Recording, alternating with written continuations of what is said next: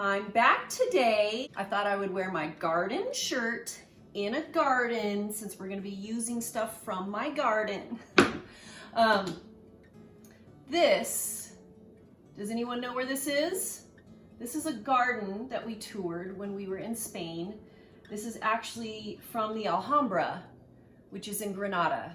And it's a magnificent palace, and the gardens there are absolutely stunning. So Matt and I had a lovely time strolling through the gardens there. So I thought I would share some of that scenery with you today because it just seemed appropriate. Today I'm going to show you how to make pesto. I have some basil from my garden, which is looking a little sad because I picked it a couple days ago. But it's gonna be okay. It's still gonna make really tasty pesto. You can make pesto with any herb.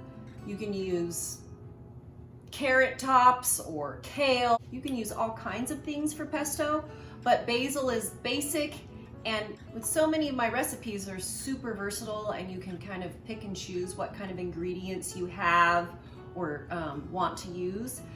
This one is basic, but I'm still gonna mix it up a little bit. Usually it's made with walnuts or pine nuts and Parmesan cheese. I'm going to use, because this is what I have in my house today, I'm going to use some pistachios and some almonds. And I like to make my pesto with feta cheese, personally. Olive oil has such a great flavor and it just goes so well with herbs. I really recommend that you use that if you have it. So let me show you how it's done.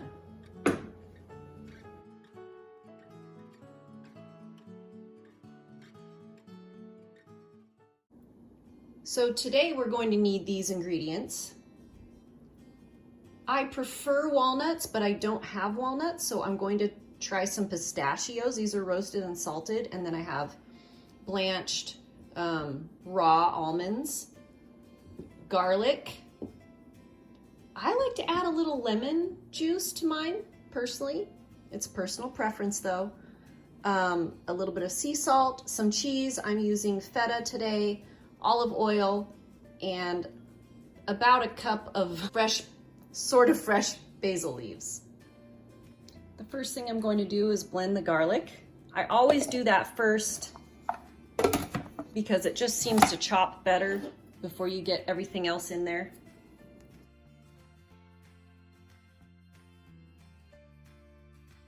I find that if my food processor is wet, like if I've just rinsed it and I don't dry it, for whatever reason, the garlic doesn't seem to chop as well. Then we're going to add some nuts. So I'm going to add,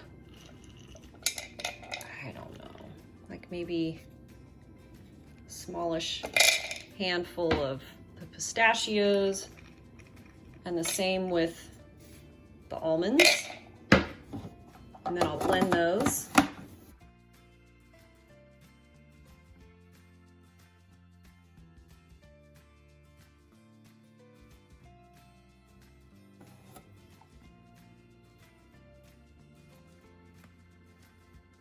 I want them chopped pretty well. I think my blade might be kind of dull. Gee, I wonder why. Chop them a little bit more. That's better. That's kind of the texture that I want, is like that. Kind of mealy.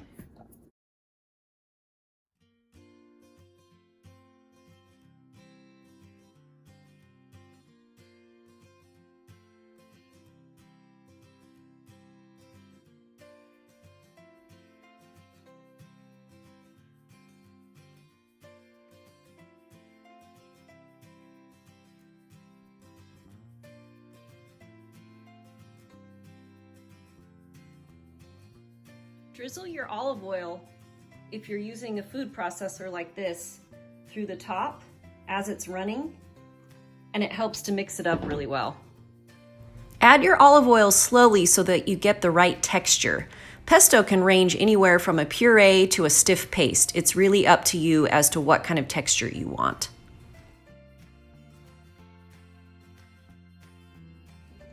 This is not as green as usual, and it's because I have a lot of nuts and cheese and not as much basil. So I'm just gonna taste it and see. It's still really good.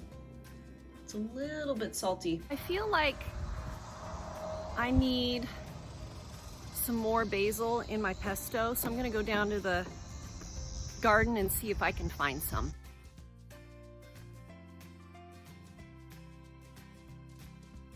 So I'm gonna add just like a handful more of some basil leaves.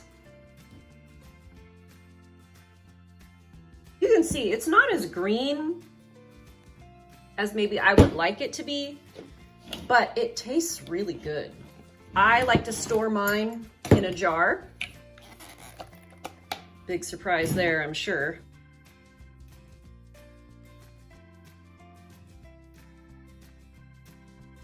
Also, this will keep in your fridge for up to a week maybe, depending. Something that you can do is you can freeze it, and just when you freeze it, cover it with a little extra olive oil. Anyway, that's just a tip for you guys. Love to add it to scrambled eggs. Of course, it would be great on toast or something like that. I'll mix it with, you know, steamed or roasted veggies. Obviously, you can put it on pasta. This is a great time of year to make pesto because herbs are aplenty. Doing a mix of herbs is really easy. The great thing about this recipe is that you guys can see, you just kind of throw stuff in your food processor and go for it. Taste as you go. Don't add too much of any one thing up front so that you can easily adapt. So there's a pesto that I like to make when I do like sweet potato and black bean tacos. And it has toasted pepitas, which are pumpkin seeds. So you can use that instead of nuts in any pesto. There's no cheese in this pesto. There's kale and cilantro and a little bit of lime and garlic and olive oil. And then you can also put like some onion in it, like a little bit of red onion, that's really good. And then you sprinkle it with feta cheese and cilantro on top of the taco, and it's really delicious. So you could try that too. But anyway, there's lots of possibilities. Try different nuts and seeds, try different herbs, try different spices, oils, cheese, all of that stuff. It's totally flexible, and it's a lot of fun to just experiment in the kitchen. I'm just looking over here. I bought some sprouts from the farmer's market last week. I've got these spicy arugula sprouts. They're so good, oh my gosh. And these beautiful amaranth sprouts. And I think sprouts in pesto would be really good. What do you think? Especially this one. This one is like, this arugula is so spicy and yummy that I think that would be really good. So I'm gonna have to try that. I'll let you guys know. But in the meantime, let me know what you guys try and make comments down below so that I know what I should try in the kitchen after you guys try something and have success. Let me know.